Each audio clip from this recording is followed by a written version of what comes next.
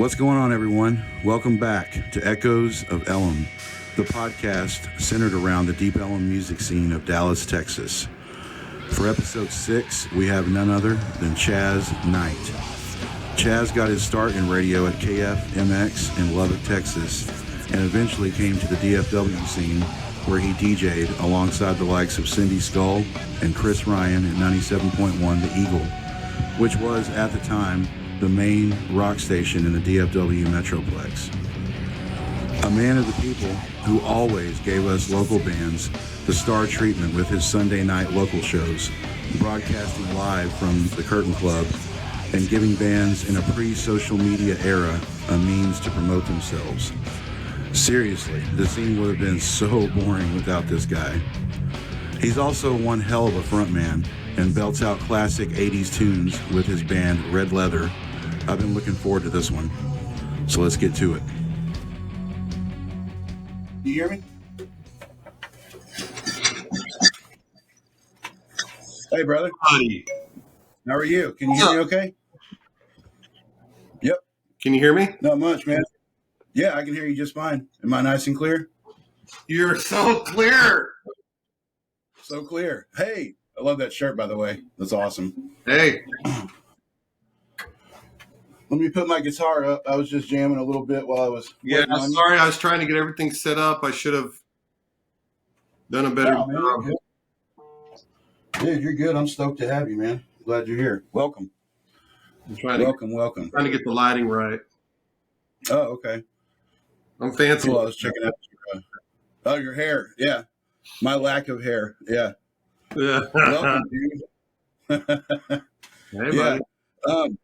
I was actually just looking at that local show CD, man, the lineup on that thing.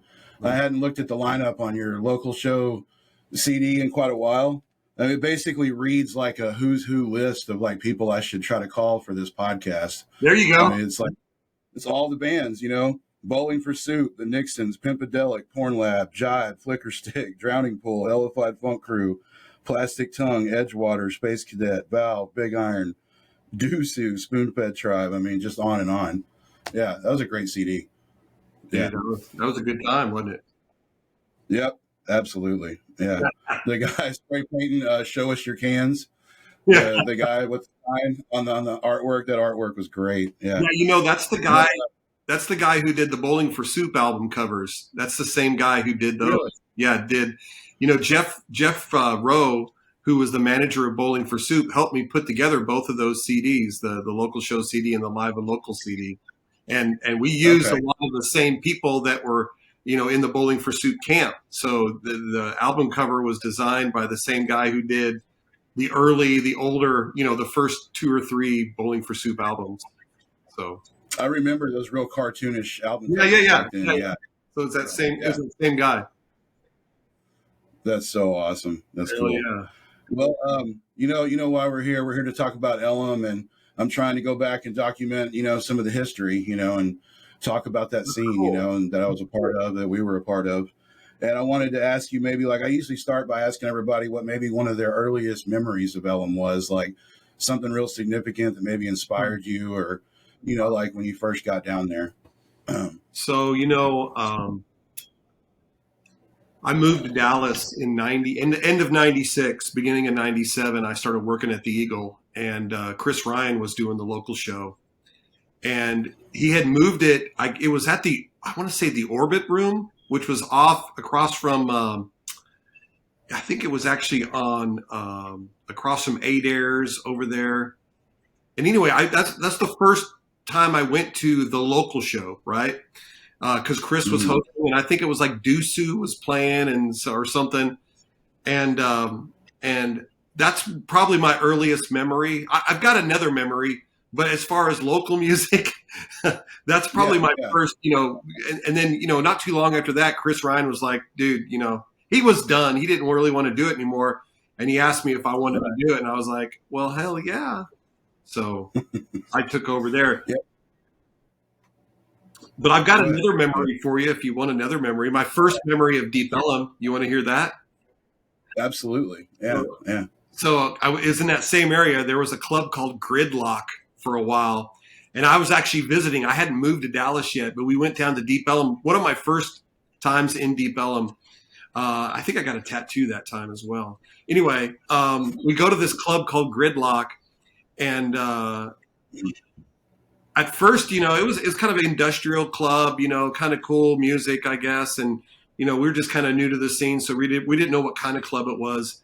I remember it being called Gridlock, and there was this really hot girl on the other side of the bar. She kept staring at me, so I'm kind of staring back, kind of giving her the what's up.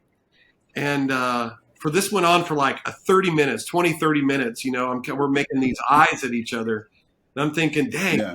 I like Dallas. This is pretty awesome, man. These hot girls, they want to talk to me, right? And so she walks over to me straight, just beeline straight for me. I'm sitting at the bar, drinking, and she comes over and she says, "Hi, what's your name?" So yeah, it wasn't actually a girl, it was a guy, but he was really hot. I want to tell you that he was one of the hottest dudes I've ever seen. Right. That was Right. my first experience in Deep Ellum way back.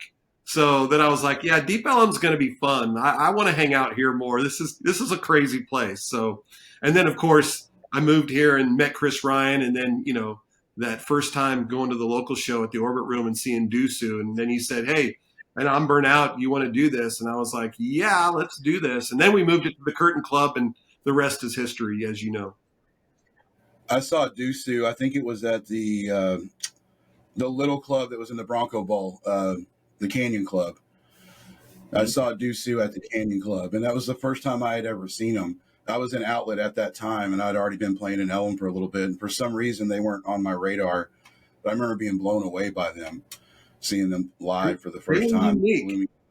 Totally. Yeah. They were different. They weren't your normal, like, just straightforward rock band. They were very technical and little off Yep. center a little bit. That's what I liked about them. Kind of like Rush meets, Tool meets, I mean, it had some punk elements into them. Yeah, they were really cool. Yeah, Dusu was great. Yeah, Man, that's cool. awesome. Though. That's awesome. Well, what I like to do kind of is move through the history, chronologically, Let's of do your it. story, So I kind of, from what you sent me, kind of wrote out a little piece here. So like, it started with you in high school, hanging out with rockers and guys that were in bands, and but even before that, I kind of wanted to touch on maybe what your first instrument was or something. Like, did you start on guitar or maybe drums? But yeah, go ahead. Yeah, man. To go way back for sure.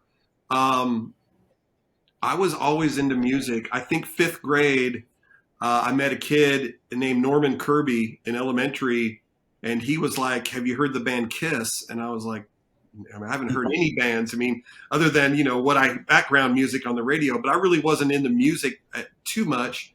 But just what was on the radio, I guess. But not like a super fan until he turned me on to Kiss Alive 2, and then I was like, dang, Kiss, they wear makeup, they're like superheroes and they rock out. And so yeah, totally got into that, joined the Kiss army, and had to get every Kiss album that there was.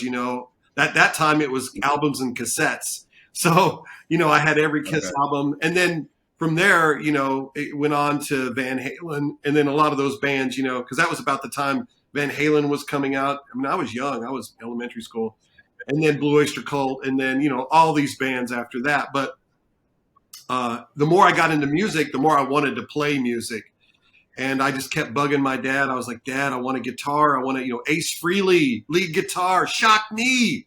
I wanted to get down on some guitar." And for Christmas, when I was 15, I think 14 or 15, my dad bought me my first guitar, which was a Yamaha. It was a Strat copy. Looked like a black Eric Clapton Strat, but it was a Yamaha. And that's what I started out on. I started playing guitar and, trying to get, Run to the Hills down and Judas Priest Living After Midnight down, those tracks. And then Metallica, trying to learn that first Metallica album. And then just, I still play today. In fact, my guitars are right over here.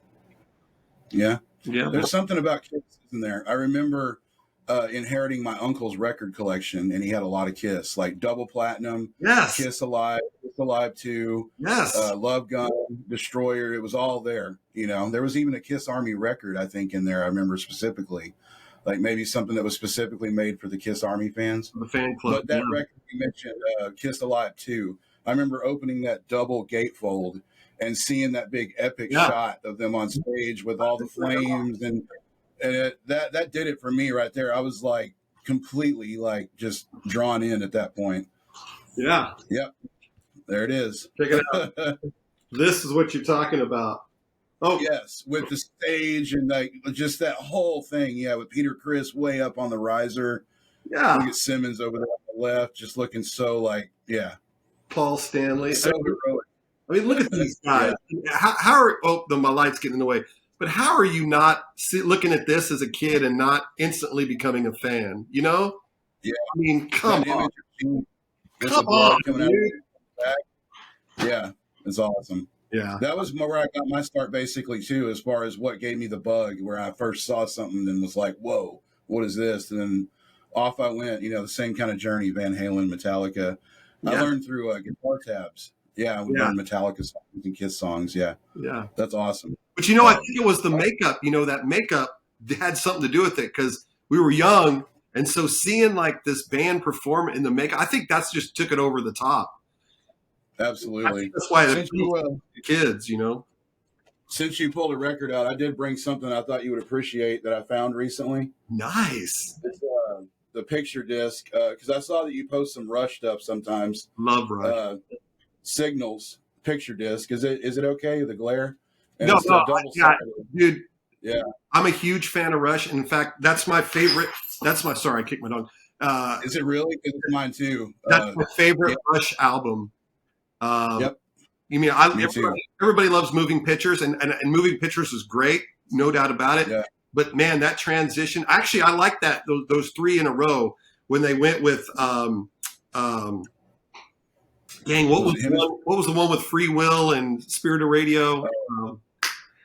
It was right before Moving Pictures. Now I'm drawing a blank, but that one, Permanent Waves. Permanent Waves, yeah. Permanent Waves, Moving Pictures, straight into it. Signals. That three album, that was like the soundtrack of my youth, man. Those three albums were, mind blowing. How great the musicianship was on that. But Signals is my favorite. That's awesome. Right. That picture disc. Yeah, I love that picture disc. I love Subdivisions. Rush came to me later. It's interesting. Like I didn't really appreciate him until I got in my early 20s, and then somehow I landed on Signals and Subdivisions and really fell in love with it. Like before I even really discovered everything else, and then I found the VS Stringato and man. I know. Alex Lifeson is now one of my all-time favorite guitar players. So good. So good, for sure. Yeah. So good. But we could talk about Rush forever. Jeez. Yeah. We could talk about all these bands forever, man. I love it. Oh, I know. I'm a big music nerd. So that's what happened, man. I just became a music nerd and started playing music and, started forming bands. I actually moved to Texas to go to college. And then, it just became that much more. I mean, I met other guys who were into, those bands, and I met other musicians who played, and we were forming bands. We were playing covers, and then I got, I went to school to learn. I actually, wanted to be a rock star, but you know how your parents are always like, you need to do something to fall back on in case music doesn't work.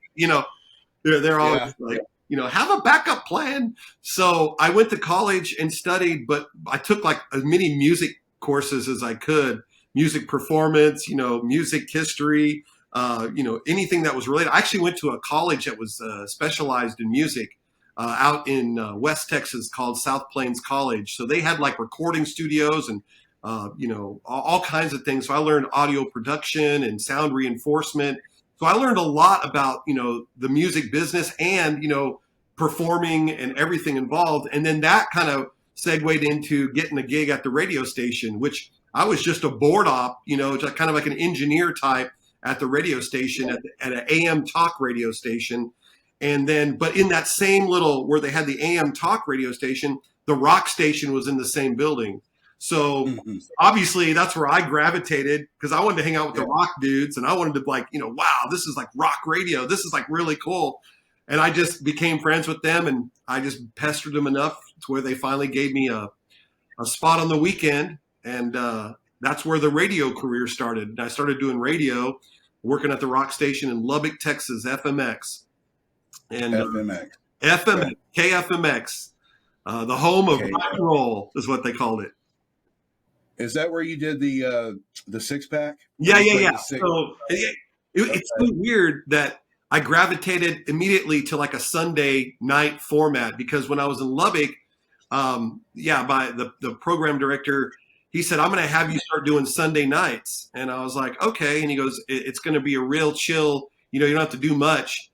Just make some extra money. But we're doing this thing called the Sunday night 6-pack. So at 6 p.m. on Sunday, we would play 6 CDs in their entirety in a row. And I would only break in halfway through the CD and at the top of the hour. So basically, so, okay. I mean, man. And so I didn't really talk much, but it was my Sunday night thing. And that's what I kind of became famous for is doing the Sunday night show. You're the 6-pack guy. Yeah.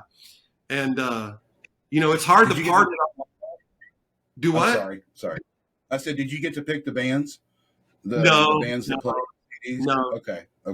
I would make recommendations, but the program director always picked the bands. But gotcha. But what I was going to say, it's hard to have a Sunday fun day when you got to be at work at 6 p.m. until like midnight, 12:30. But a couple of times I went in totally zooted, just partying all day at work. Those were good shows, for sure. Nice. And that was all at FMX, right? Yeah, I love KFMX in Lubbock. Okay. Lubbock. And you said that at one point they started working you into where you were there, like getting to be full time, right? Like where you were there. Yeah. So eventually, as you work your way up in radio, you'll start off doing like the worst shift. You'll do Saturday from midnight to 6 a.m. or, Sunday midnight to 6. And that's like the worst. But then you kind of move up, you start doing, like afternoons and nights or day parts or whatever. Well, then after that, you kind of segue into filling in for the full-time jocks. So if the midday guy is out, he would call me and say, hey, Natalie's out today. I want you to, fill in 12 to 3. So I would do the 12 to 3.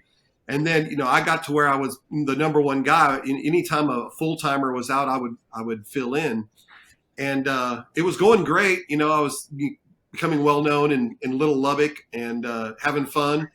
And then one day my program director called me in the office and he said, look, you're really not going to go anywhere here because everyone that's full-time, unless they die or get caught with dope, they're going to stay in their position. And he goes, we're all on dope anyway. So he goes, but Dallas is actually looking for some DJs. And I've already put your name in. I know the PD there. So he actually hooked me up with the job at the Eagle. So I just drove down here and I drove to Dallas one weekend it was like a Thursday or something. And I had an interview on that Friday and, for the Eagle. And he said, I interviewed at the Eagle and, got the job and started working there and started doing like the overnight shifts at the Eagle, midnight to 6 a.m. on the weekends. Yeah. And the same thing, I just worked my way up. I took over the local show Sunday nights and I was still doing weekend shifts. And then I started filling in for, whoever in the daytime, whether it was Cindy, Chris, or, whoever. And man. Cindy Skull, my girl. I listened to you guys all the time growing up, man. You were the voice on the radio to me, man. It was a big deal whenever we got to play the local show with you. I was so stoked on that, man. That was a big deal for me at the time when Outlet got to play it. And I just spoke to those guys in Outlet like a little while ago, right before I did this. And Greg brought up a funny story about the local show. We were playing at the Cage, actually, right across the street. You remember the Cage? Cage. Right across the street from the Curtain Club. Indigo. Was it by where the Indigo Club was? Indigo was a little bit down the street. This was right across the street from the Curtain Club, directly across the street from the Curtain Club. Anyway, we played there, and then afterwards, you asked us to come over and help fill some time over at the Curtain Club with you at the local show. It was like some Nice. after hour thing. We got up and played, and Greg said that like right when we got up and played, he said his guitar strap went on him and his guitar fell, and you walked up behind him and like held his guitar for him for like the rest of the time we were playing. So you were like, his de facto guitar strap for us. But yeah, that was just a funny little tidbit there that he mentioned earlier. I'd completely forgotten about, but good time. Man, I love to hear stories like that, man. That's great. That's great. I thought so, funny. I'm such a lover of music and live music and performance and bands and the whole thing that, yeah, man, you see somebody, break their strap or go down, man. It's just, to me, that's second nature to help somebody to like, the show must go on, man. So hold his guitar up, Yeah, that's great, man. I'm glad you told me that story. That's awesome. Yeah. You totally saved him, yeah, because it was going to go, and you ran over there real quick and saved the day for us. Yeah, that was awesome. Yeah. So at the Eagle with Cindy Skull. Oh, okay, you were right here hosting parties all over town. Wednesday night open jam at Curtain Club. I don't remember the Wednesday night open jam for some reason. That one I remember the local show, but I don't remember the Wednesday night open jam. So it was weird because I was doing Sunday nights and they were obviously very popular. The owner of the Curtain Club was like, we get more people on Sunday than we do on a Friday and Saturday. It's not supposed to be like that. But so he asked me if I wanted to do if I'd be interested in doing like another night, like maybe doing a Wednesday, Thursday, something like that. And back in Lubbock, I used to host the open jam in Lubbock, or I used to at least go to it. There some other people hosted it, but I would always go and co-host it, and I would play. I would get up there with my guitar or one of my bands, and we, play 3 songs or something. How open jams go, and so I kind of brought that idea to when he said, "Yeah, you want to do like a Wednesday or Thursday?" I think I already had a Thursday gig going, so I said maybe Wednesday we could do like an open jam and he goes, "Sure." So for a while, it didn't last very long because I think then they moved it over to Liquid Lounge and started doing the Wednesday night Liquid Lounge like thing. But that's that's actually where I met the guys and started Red Leather, was that Wednesday night show. Neil from Tech 3, remember that band Tech 3? Back in the day. So he was him, and he hung out with some other guys. They would always show up on Wednesday and throw down some jams. And then Project 232, those guys would always show up. And so, we'd hang out, have beers, and we'd talk about music while the bands were playing and stuff. And we just decided, hey, we all like 80s rock. We should get together and for the open jam and play some 80s rocks, like form a side band and get up on Wednesdays and play like Skid Row or Poison or Motley Crue or whatever, Guns N' Roses. And so that's kind of the birth of Red Leather. How that started was way back then at that open jam on Wednesday nights at the Curtain Club. I love that era of 80s metal, what you just mentioned, like Rat, Out of the Cellar. Queensryche was another one of my favorites from that era. Queensryche, Rage for Order. Oh, that's masterpiece right there. That's the masterpiece. Everybody listens to Empire or Operation Mindcrime, and I tell them, no, Rage for Order is a masterpiece. It is. Absolutely. But my mom showed me Rage for Order. Go ahead. That was that was when I was in high school. So I'm really dating myself, but that was when all that was popular. The late 80s, early 90s was when, the hair metal, but bands like Queensryche and GNR and, LA Guns, Faster Pussycat, Winger, obviously Motley Crue and Rat, and, all of those bands, that was like a huge point in your life. I think everybody remembers their high school or the first years of college. Those were like the pinnacle years where you're really happy in your life. Life is really easy. You're just starting out. And so all those bands were just like, they're still to this day. I love all that whole, genre, that era. So yeah, man, we played those songs and it was fun. We still do. It's interesting that when you mentioned it like that, it made me think of that time in my life, which the Ellum bands were a big part of that for me, because when I was 19, 20, 21, that was 99, 2000, 2001. Yeah. So that was right when Outlet was, doing the local show stuff with you. And when I think of that time, I think of bands like Edgewater and Drowning Pool. And I remember Dave from Drowning Pool coming up just out of the blue and playing a song with us one night, only because he was sitting at the bar and I guess he liked what he heard. And he came up and started jamming with us. Justin just handed him the mic. Here you go. I'll never forget that moment, and yeah. And I'm thankfully my buddy Nathan was filming it, so I was able to get that footage and put it up on YouTube. And that's cool. So yeah, that's that moment cool. with Dave, was actually captured. So I was actually able to get that, and it was all restored. And yeah, that was a cool moment though. That's the type of guy he was, though. He would always get up and jam, man.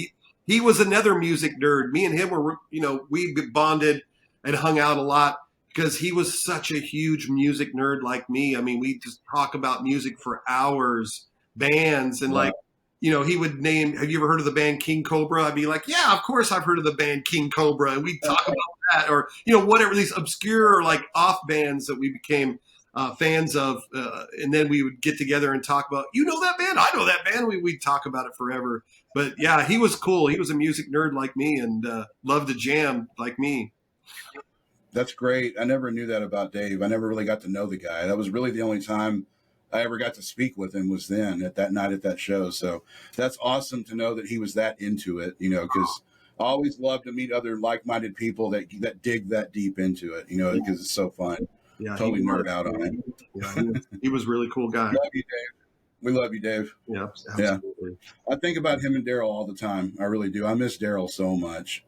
I think about Dimebag all the time. Like, that affected me so deeply at the time. I remember that. He was a hero to all of, the local scene, everybody involved in music locally, or if you were in a band, or just even if you were just a fan. Because they were our brothers. They were local. So, when somebody like that, and you see them succeed, think about how big Pantera was. They were bigger than Metallica at one point, right? So they were the biggest metal band ever. So, and to know them and to hang out with them, and then for something tragic like that to happen, it really does affect you. I just went to the Metallica show, and they did of course, the reunited Pantera with Zach and Charlie from Anthrax. I love that. Yeah, it was pretty cool. Yeah, it's like I told everybody, it's not the same. There's nuances, there's feeling. Obviously, it's not going to be exactly like it was with Vinny and Dime, but they did a good tribute. Let's put it that way. It was good. Charlie talks about the Cadillac Rock Box with Dime, and Dime was on the Anthrax records. Yeah, Dime would always make guest appearances, and Dime and Zach were like best friends. Yeah, so they were the perfect two guys for sure to do that. They're doing them great justice too. I believe they're doing them a great honor. Oh yeah, what they're doing right now. Yeah. And Phil, you're right about Pantera. They gave like a legitimacy to our scene. They really did.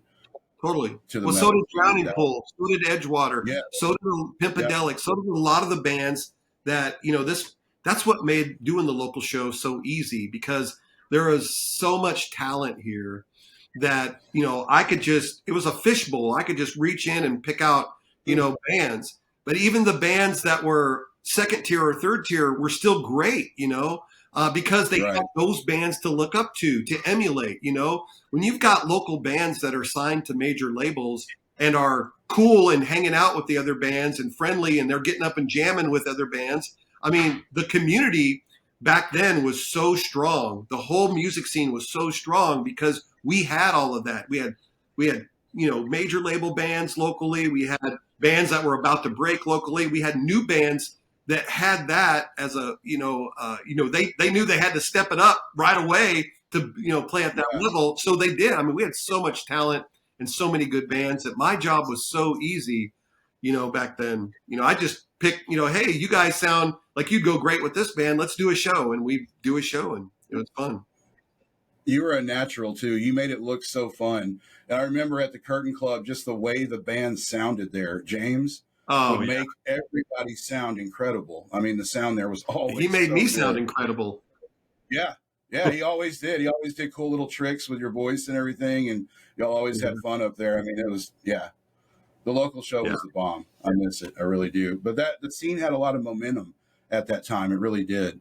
Those bands like Drowning Pool, Pantera, Edgewater that you mentioned, they really gave it a lot of momentum that helped us smaller bands. Yeah. You know, we really were inspired by that. I remember being really inspired by that at the time, going down there and just being there and being around all of that made me want to go be a part of it really badly, you know?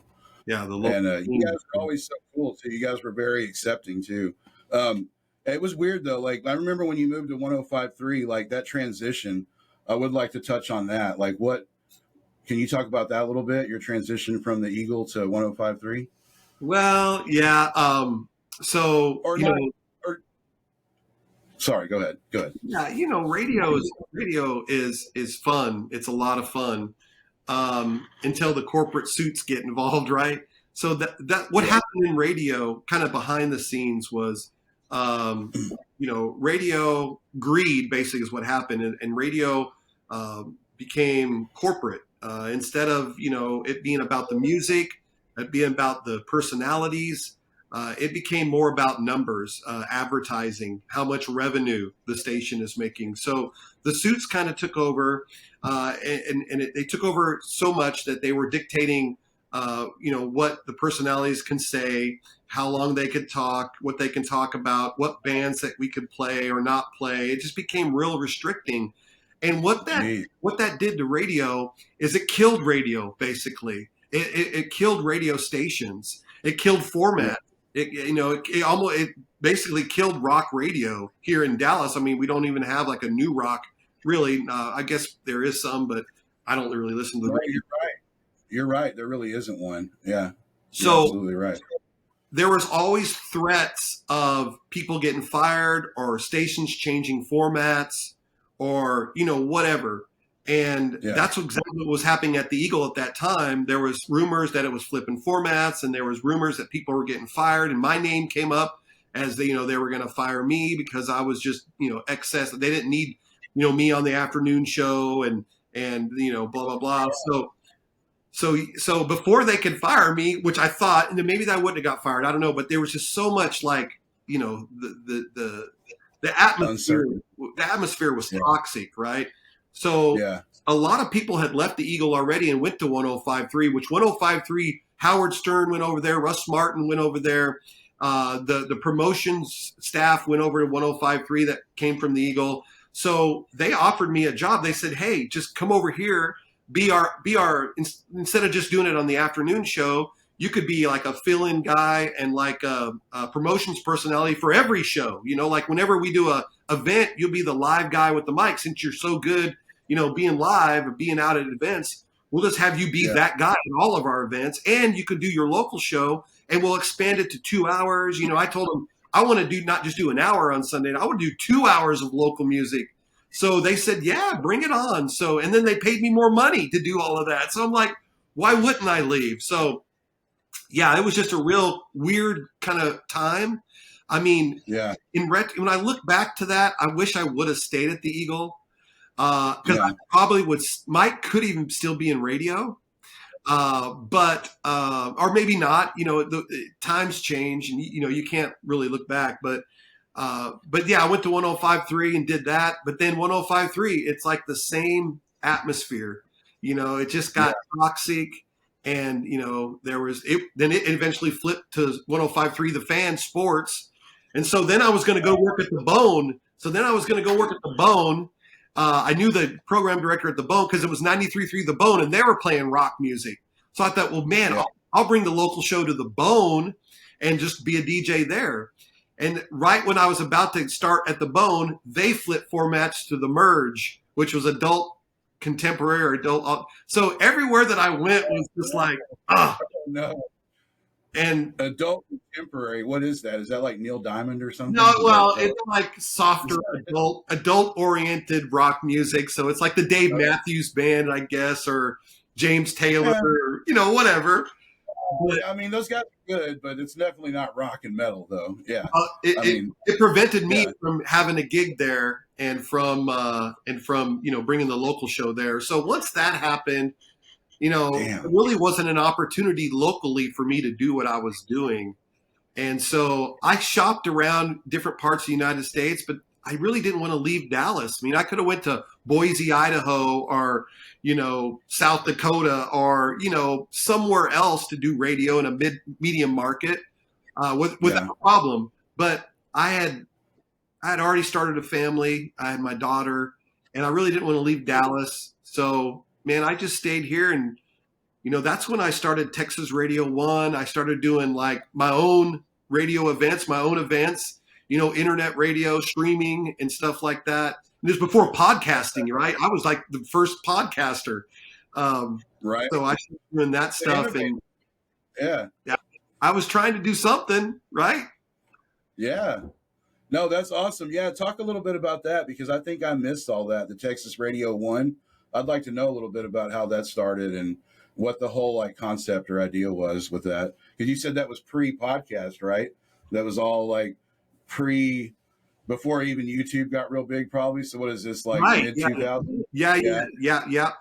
So internet radio was just becoming a thing, There wasn't satellite radio, there wasn't podcasting, but there was internet radio where you could go online and listen to music. And so I said, well, why don't we do that? Why don't we create a internet radio station that caters only to Texas music? But we won't just do rock. We'll do country, we'll do jazz, we'll do R&B, we'll do rock, of course, or we'll do metal, and we'll break down subgenres. We'll do a metal show, but then we'll do just straightforward rock. We'll do a new wave. We'll try to incorporate all the bands, all the genres of Texas, and not just Dallas, Fort Worth. Let's do Austin and San Antonio and Houston. So I created this. I had an investor who brought forth some money, and we really created this little studio and this radio station. And we got a IT streaming guy that knew all the ins and outs of the computer end of it, and it kind of took off for a while. It allowed me to do the local show for a while on Texas Radio One and some other shows. Like I said, I was doing other shows around town, live broadcasting. We could do live internet radio, which is really the first kind of podcasting, kind of, live internet radio. I mean, we were one of the first ones to do it.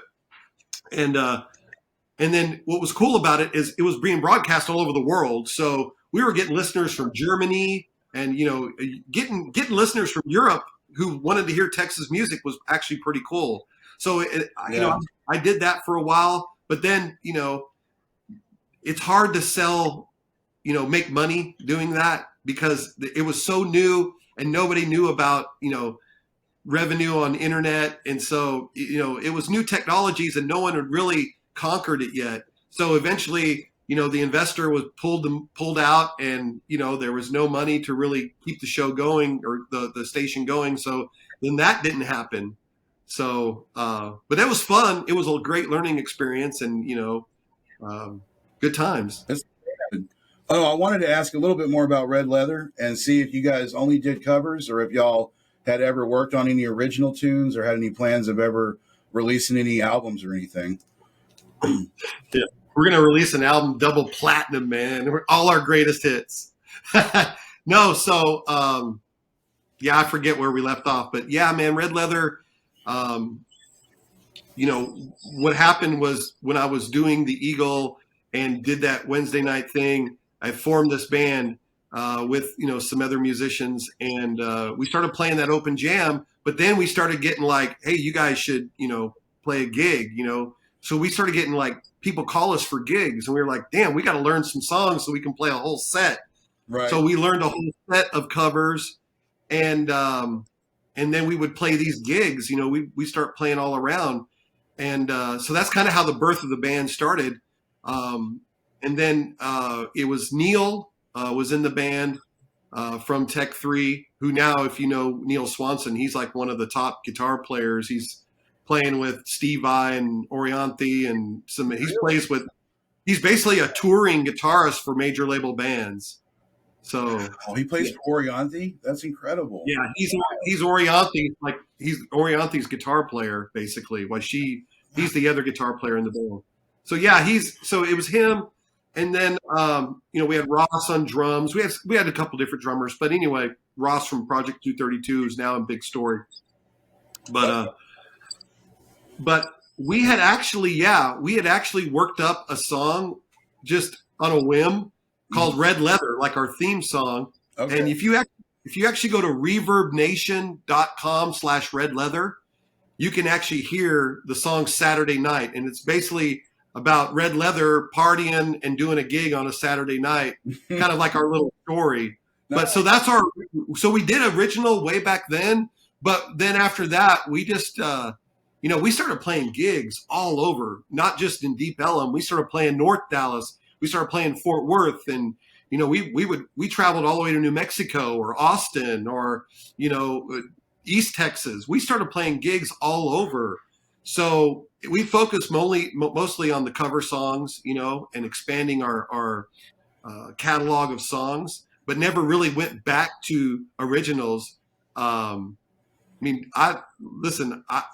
love to be in a band and write more songs, and I've got some songs, personally that I do, but I felt, man, we kind of missed the boat. We should have wrote some more songs and released an album. That would have been cool. Right. No, but that's cool though. I mean, covers are still awesome. Covers are fun.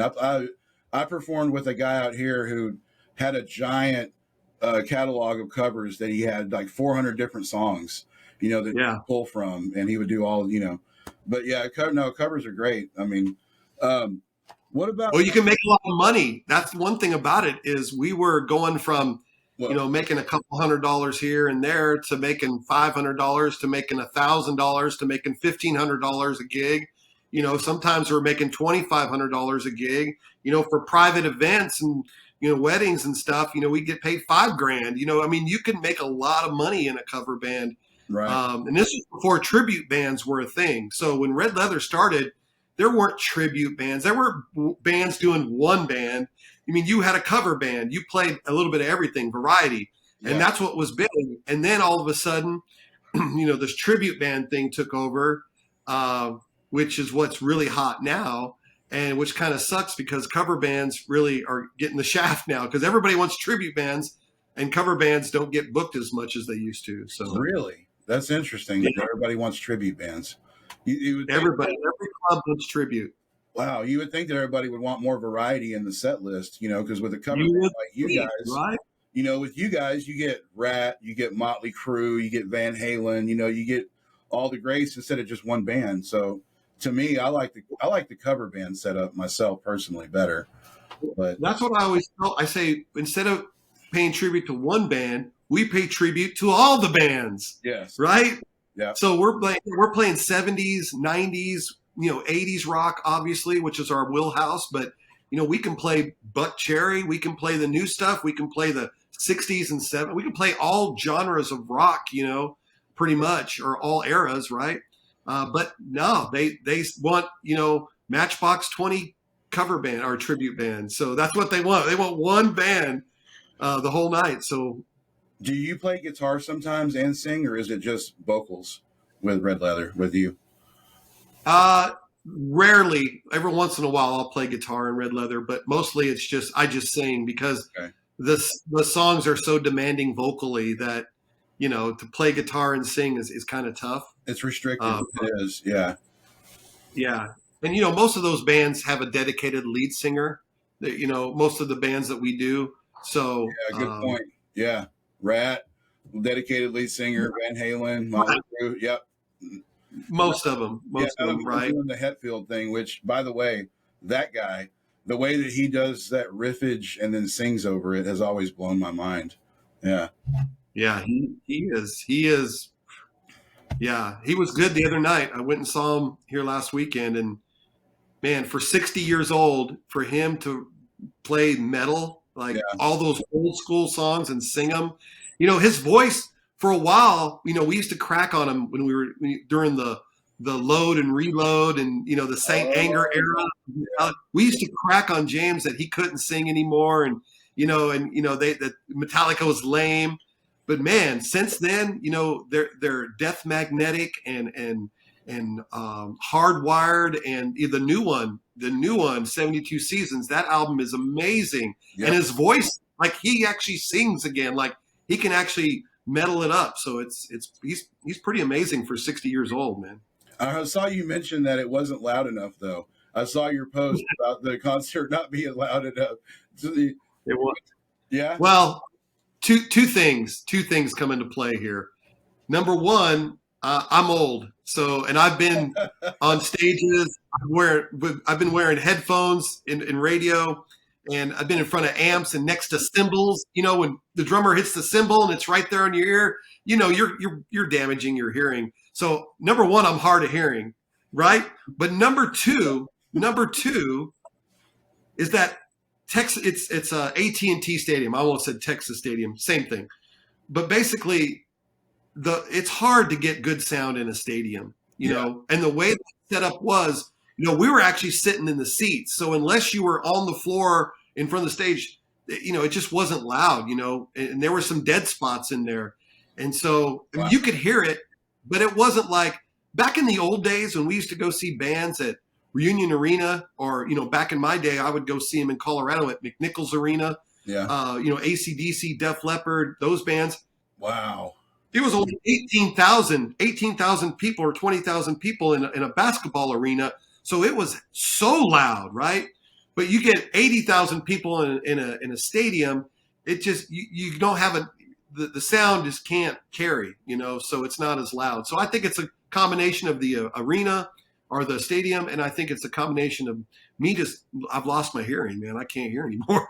There's something to a smaller place. Like I would take the Curtain Club, for example, any day over that big AT&T arena.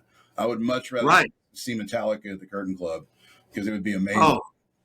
It's funny you brought that up. One time I did a special local show where we had some national bands come and play. Mm-hmm. And it was Corrosion of Conformity, Nickelback. And this was the same bill. It was Corrosion of Conformity headline. Nickelback was the middle band right when Nickelback first came out. And then the first band was, I want to say Full Devil Jacket or something like that. Full Devil Jacket, maybe. I don't know.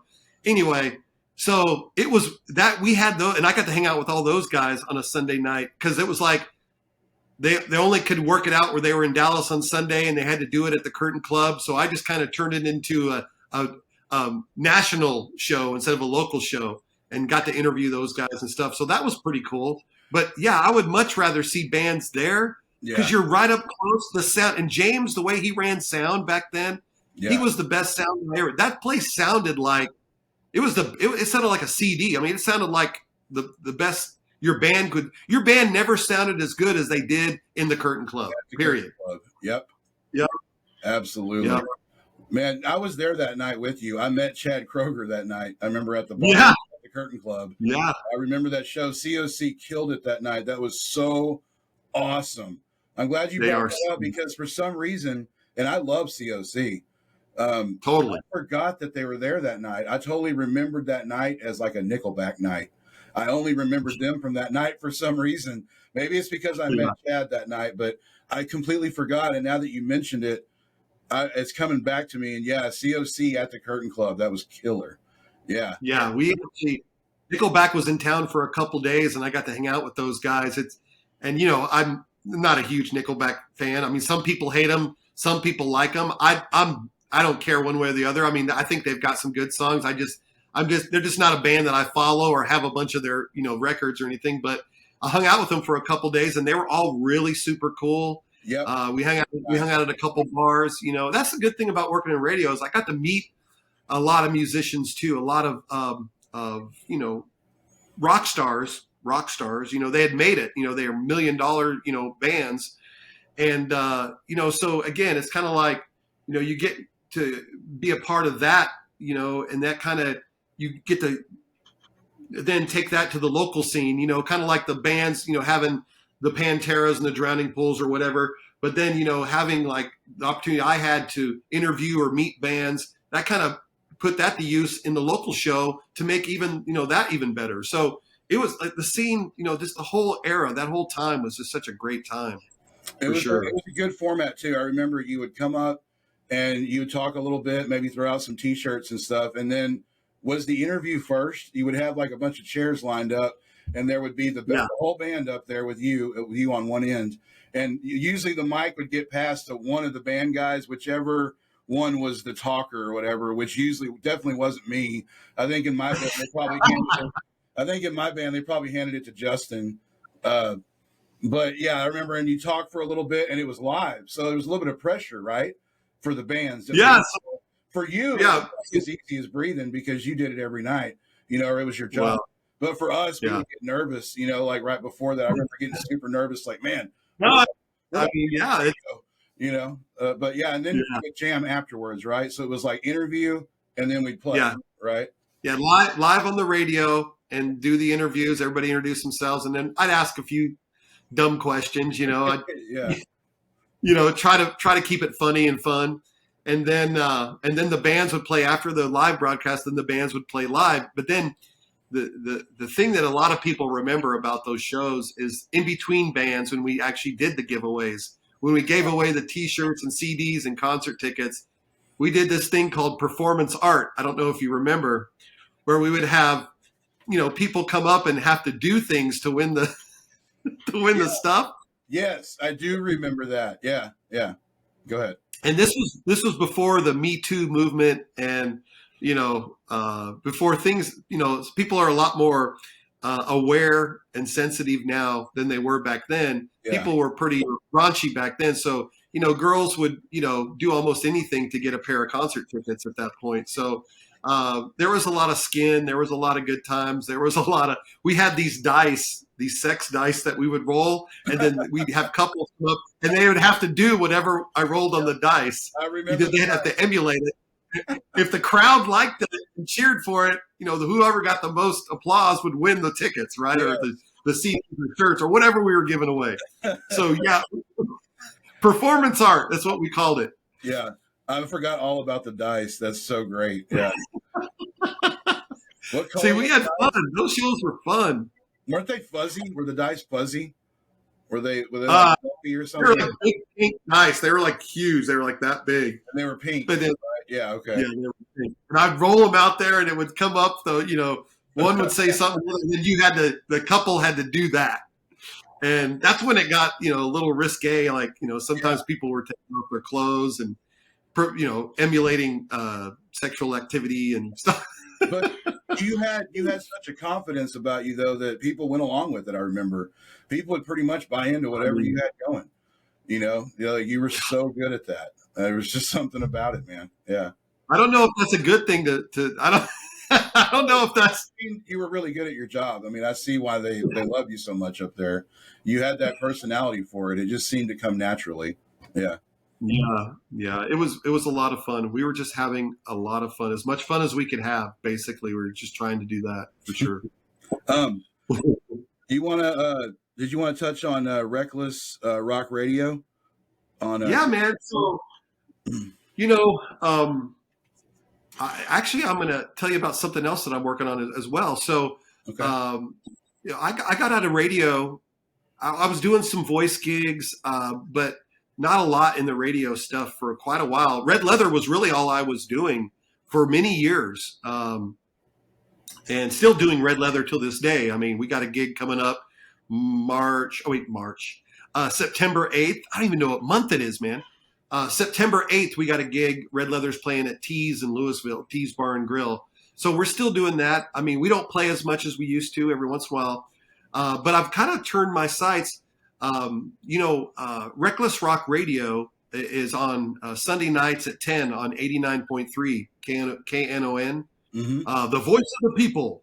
Yeah. And my friend, Lee Russell, who's another great sound guy, local music guy, who has done, sound for Tesla. He's been on the road with Tesla. I mean, Skid Row, he knows all these bands, and he lives here in Dallas. And so he wanted to do a radio show, and he got, if you know Greg Spicoli, who used to be on 93.3 The Bone. Yes. And so him and Spicoli are doing this local rock show on Sunday nights at 10 o'clock called Reckless Rock Radio. And so I'm good friends with them. And so they have asked me to come up several times. And so every couple of months, I'll go up there and sit in with them. And I've been traveling this summer, so I haven't done it as much this summer. But yeah, so they play 2 hours of local rock, mostly Dallas, Fort Worth, or the surrounding areas.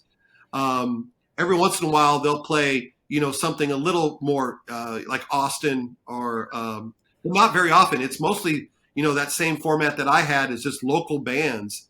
And sometimes they'll have bands come in and they'll interview them.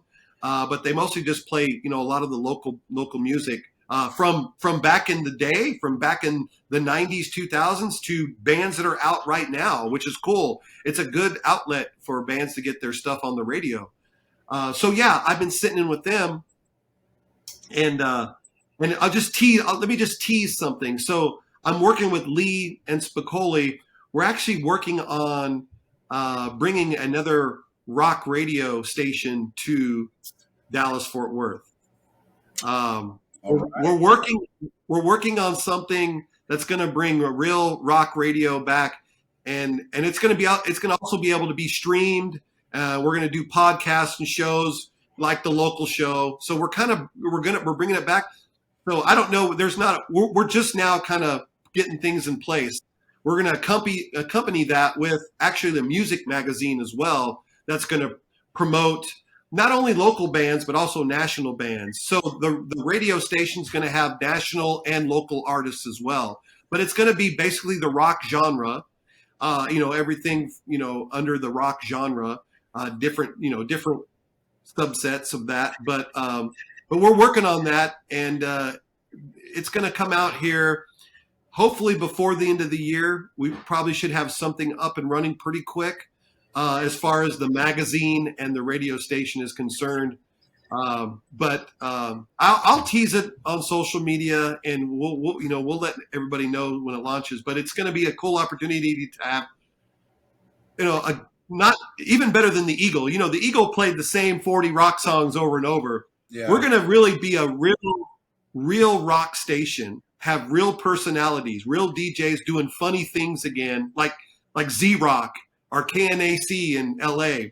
Man. And we're going to have a real rock format. We're not just going to play the same 40 songs. We're not going to play Tool once an hour, every hour. We're going to play stuff from the 80s, stuff from the 90s, the grunge. We're going to play metal. It's going to be a real all-encompassing rock station that's going to interview national artists, that are coming through playing concerts in Dallas, Fort Worth. We're going to interview bands. We're going to have special events. So we're working on something that's pretty big. Like I said, I'm just kind of teasing it now. I'm not even going to give you the name of it because even though we've got the name and everything, but it's coming. It's coming, and I'm getting more back into radio, and we're going to start doing radio shows and I'm going to go back into the radio end of it. Oh man, that's exciting. I love that you mentioned that there's going to be a magazine to accompany it. That's great, man. I love music magazines, magazines of any kind, but that's a really cool idea. And I think the fact that you mentioned having the national bands be a part of it is smart, because that'll help bring more attention to it, obviously, bring more attention to the local bands. If it was just focused solely on local, you know what I mean? Like my show is, it might be a little bit tougher to find an audience. Not as many people might know about it, but the idea of adding the nationals in there as well, that's smart. Well, here's the deal. You get bands like LA Guns are coming in this Friday to play at Trees. Who's doing the interview with LA Guns? Nobody. There's not a rock station here for them to do a radio. So we're going to be that outlet, or Corrosion of Conformity, or even Metallica or Pantera or whoever band. There's really not a format, a radio station here locally that plays that music. Right. We'll be that format. So any rock bands that come to town, we'll promote them. We'll give away tickets. We'll interview the bands. We'll be at the shows. That's what this is designed for. So, and what this is, the technology is allowing us to do this. So when I say magazine, it's not a paper magazine. It's a actual magazine on your phone that you've seen those where you flip, you just go to the next page, So it's going to be a digital magazine, available. And we're also going to have basically an app where you can have the magazine and listen to the radio station we're going to stream it worldwide, so you'll be able to stream this rock station anywhere, but we're going to be based in Dallas, Fort Worth, and we're going to, focus on this to be in our hometown, and any bands that come through, promoting them, rocking them. We're going to be adding, new songs. Like Extreme has a new album. We'll play the new Extreme song, but we're still going to play Iron Maiden. We're still going to play, Iron Maiden. We're going to play the cool deep cuts from the old metal albums, Judas Priest, Iron Maiden. We'll play Metallica deep cuts. We're not going to be like a commercial corporate radio station. We're going to be a real fans rock station that's going to be there for the bands, and not just the national bands, but we're going to feature the local music scene again. So it's all big picture, man. It's coming, and I'm going to start teasing it on my social media real soon. But hopefully we're going to get things launched before the end of the year, or maybe right at the first of the year. But it's going to be pretty big for Dallas-Fort Worth, and it's going to be really fun for me to get back into radio and host a number of shows, because we're going to have, regular DJs, we're going to have specialty shows, we're going to have local shows, we're going to have interview shows where we just talk about music, and maybe we don't, kind of like what Eddie Trunk does. I don't know if you're familiar with Eddie Trunk. Oh yeah, where he does his Trunk Nation or whatever. So we're going to have, shows that are just talking about rock music, and we're going to do it all. So it's going to be a really cool thing for rock music fans of all types, local, national, just to get involved. And I'm really excited about it. It's going to be really, I think, crossing fingers, hopefully it could be something that we could do here in Dallas, and then have other places and other major cities to do it as well, and travel and just have a good time and have fun again. That's amazing, dude. That's really exciting. And it's interesting I've been working on it. I thought it was interesting what you mentioned about the same 40 songs over and over again, because I think back in the day, that's kind of what made me initially, because at a certain point, probably 23 or 24, I tuned out of regular radio completely because I got bored with it. Because you're absolutely right. It was like the Eagle and the Edge at the time. I believe it was like the same 40 or 50 songs over and over again. And you guys will definitely draw listeners if you care enough to really cultivate a great group of songs and pull deep cuts and, play stuff that you would never hear on regular, like corporate radio, like, I don't know, like Orion, Leper Messiah, you know what I mean? Stuff like Exactly. that, the stuff that they would never play. They'd always play Enter Sandman. It's sad but true. Yeah. But you won't hear that. You won't hear those songs here, right. But you will hear cuts off Ride the Lightning, and you won't hear, you may hear Master of Puppets, but probably not. You're probably going to hear Leper Messiah and stuff like that. So that's the whole goal. And I've been doing this my whole life. I've been, even though I haven't been in radio, I've been creating playlists and stations on Spotify. And, I've been leading up to this. I've been working on this for a long time, for 2 or 3 years now with this project. Finally getting Lee Russell on board, because he's just musically, technologically, he gets it. He understands it. So having him on board, and then having real rock DJs again, like Spicoli, and, maybe Cindy Skull, and maybe having some other national radio DJs do shows. I mean, we're hoping to syndicate this thing and take it real big. But right now, we're going to focus on Dallas-Fort Worth and giving fans here an outlet for rock music where they can go, damn, not only can we listen to all these kick-ass old rock or new rock or whatever rock songs, but we know what's going on in town. We know what concerts, who's playing where. We know all the cool, it's going to be cool again, man. We're going to make it cool again. It's a great idea. Do you still talk to Cindy, or do y'all still? I do. That's awesome, man. That's so cool. Y'all were a great team. Y'all had a really cool chemistry. Like there was something, that made a cool radio team for sure. She's out of radio now. She's not doing radio anymore. She's actually doing, she's a financial advisor for the stock market. So it's crazy. So she's doing where you ended up too, which is not a financial advisor, but you do the credit stuff, right?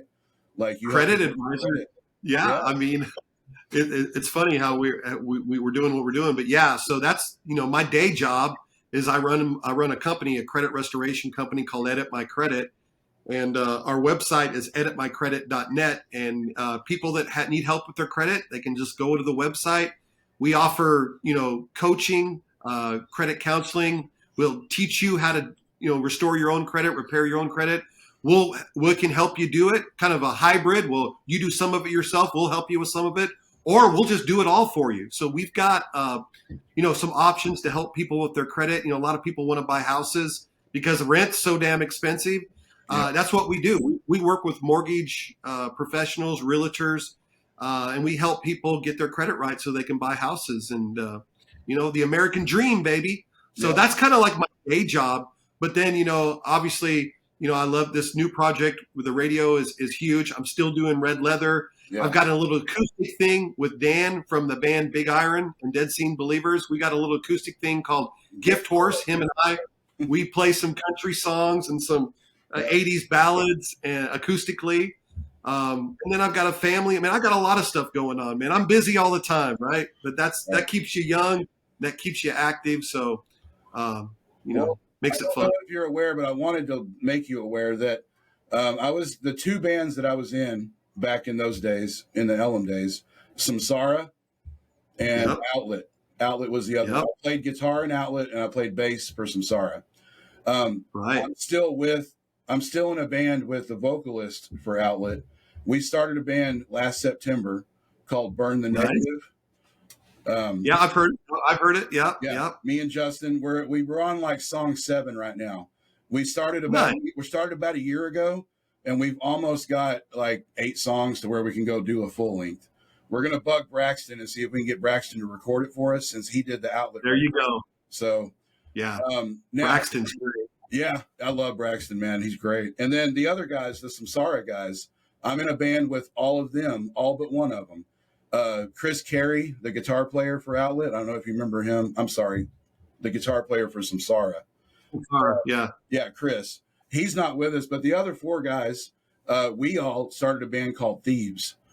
I've heard, Yeah, Thieves. So Thieves and Burn Negative, we would love to be a part of whatever it is that you guys are working on. Oh, absolutely. For sure, man. Yeah. Sure. And stuff like we're doing tonight, I want to feature stuff like this. So we're going to feature, like, we may feature other people's podcasts, like your podcast, on it as well. So, I mean, we're going to have so many opportunities to do music, to do shows, to do podcasting, to do all kinds of things. So for sure. And I am, I see all you guys on social media. So that's how I know kind of what you're doing. I know you do your own stuff too, which is amazing. You're very talented, brother. I can tell you that right now, man. Isle of Belial. Yeah. Instrumental. Yes. Thank you. I love it. I love that stuff. So, and Janardon and Ed Cheney, is he going to be playing drums? Ed Cheney is the drummer in Thieves. Yes, he is. Damn. It is essentially it's Samsara, except the guitar player is different. It's essentially the same thing as Samsara. We sound just like Samsara. It's still us. It's just called something different. So I love it. I mean, you guys were awesome. You guys had, not only were you guys awesome, but you also had like those cheerleaders remember the Samsara girls. Yeah. So how can I forget that? Those are good times. I can't take credit for that personally, because they already had that going when I joined the band. But I thought it was brilliant, though. I will say that. I thought it was like, man, that is genius. Because like sometimes they would be cheerleaders, and sometimes they'd be schoolgirls, and then sometimes they were nurses. And it just went so well with the local show, like theme and everything. I mean, we fit right in with all that. Yeah, it was. And they were always promoting. They were always promoting the band. Yeah. So man. The idea was like, you don't want to. If I come up and hand a group of guys a flyer and say, "Here, come down here," they're just going to throw it on the ground. But if a hot nurse walks up to them and says, "Here, why don't you come over here?" They're probably way more likely to follow them. I think that was the idea. Yeah. Great idea. Genius. Yeah. But no, I wanted to say thank you for what you guys are doing with this. I know you can't say the title of it yet, but the little thing you just teased us with, I know all of us, that are all working on our own stuff, we appreciate it. Absolutely appreciate it so much, because, music always needs all the help it can get, right? I mean, so it's great that you guys are doing this. I think it's really awesome. Yeah. And we're all in this together, man. Because the thing about, none of my career, my time at the Eagle or doing the local show or any of that, none of that would have happened if we didn't have the bands, we didn't have the musicians, we didn't have the fans. Right. So it doesn't work unless everybody is involved. So that's one of the things that we're going to make sure happens is that we get everybody involved, and we're putting out a product that everybody's like, damn, I can't believe I haven't heard this song in forever. Or, man, is this the new Extreme song? Because this is, whatever. We're gonna put rock music back in Dallas Fort Worth the way it should be, and fun. Have fun doing it. Have personality. Have do the crazy zany things that we used to do back then, within reason. Without getting arrested or anything. But have fun again. And that's what it's all about. Man, beautiful. I think that might be a good note to go out on, man. I think that says it best right there. So, dude, I really appreciate you doing this with me, man, and look forward to hopefully maybe working with you more in the future too. So I think so. I think we got some things that we can do for sure. Awesome, Chazz, man. Well, we really appreciate it, man, and thank you so much again for taking the time to do this. I really appreciate it, man. Thanks for even asking, man. I love doing these things. I've done a few of them, probably, I don't know, 6, 7, 8 of them now. And I just love them, man. It's good. I like to talk, and, I like doing radio. I mean, I like hanging out. We talk about music. We talk about, old times. I mean, it's just fun to do. So thanks for having me, man. Absolutely, man. All right, dude. Well, I'll talk to you soon. Okay. Yeah. Let's get together soon, man. And like I said, I'll be teasing this new rock station and rock magazine that's coming. Yeah. And I'll be teasing it on social media. So, look for me on Facebook or Twitter or TikTok or Instagram, or, I'm pretty much on all of them. Loco Chazz. So LOCOCHEZ. You'll find me. Okay. All right, dude. All right, brother. Killer, brother. Later. Hey, thanks. Okay.